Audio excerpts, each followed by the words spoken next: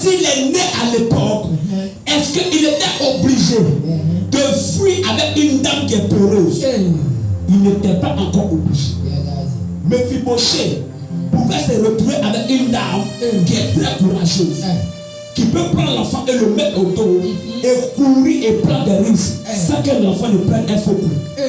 Mais pourquoi est-ce que Mephibosheth se retrouve avec une dame qui est peureuse et qu'il a tendu le bout du canon, elle a jeté l'enfant et elle s'est séchée. Et l'enfant, ses pieds sont cassés. Je vais t'amener à comprendre quelque chose. Il y a des choses qui nous arrivent et on pense que c'est le hasard. Ce n'est pas le hasard. L'ennemi qui est derrière le rideau, le démon qui est dans nos familles, la malédiction qui travaille dans nos maisons a la capacité de piloter les événements, de contrôler les événements, de provoquer des situations pour nous amener à tomber dans un discrédit. Les hôtels et les liens de famille séparent, ils voient, ils entendent, ils décident et ils jouent des rôles. C'est pourquoi le Seigneur a annoncé, il dit à Caïn, pourquoi le sang t'avait cru depuis la terre jusqu'à moi? Ça veut dire que les malédictions de la famille, les sacrifices humains, les sacrifices que les gens font ont la capacité de mettre des voix et des sons. Les hôtels, les liens de famille, émettent des sons, émettent des vibrations, émettent des échos dans l'atmosphère, dans le mouvement.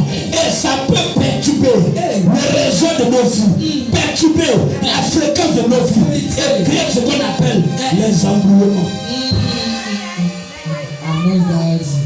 Lorsque tu appelles quelqu'un et que le réseau est saturé, très souvent le 31 décembre à minuit, ton frère à côté de toi, tu lances son numéro, on dit il est en ligne, on dit il ne peut pas être joint. Mais parce que le téléphone s'est allumé, on dit il est injoignable. Qu'est-ce qui fait ça? On dit le réseau est quoi? Le réseau est perturbé. Les hôtels, maman, les liens de famille, les malédictions ont la capacité d'infiltrer le système de ta vie et perturber ton réseau. Quand ça perturbe ton réseau, c'est là qu'il y a des choses qui t'arrivent et tu te poses la question pourquoi ça arrive.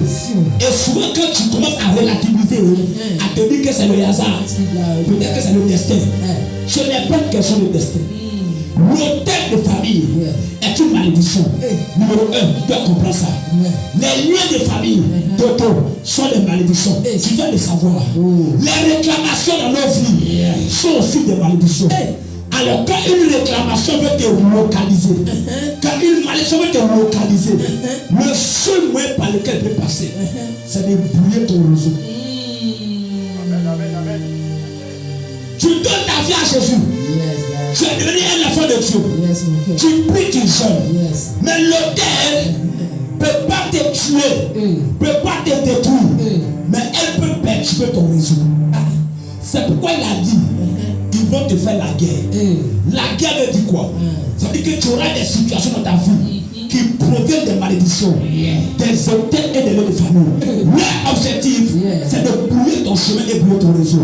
C'est pourquoi je vous dis ce matin, la prison des familles, la prison sélective a la capacité de te choisir toi au lieu de choisir ton frère. L'hôtel et la prison a la capacité de te localiser toi au lieu de localiser les autres.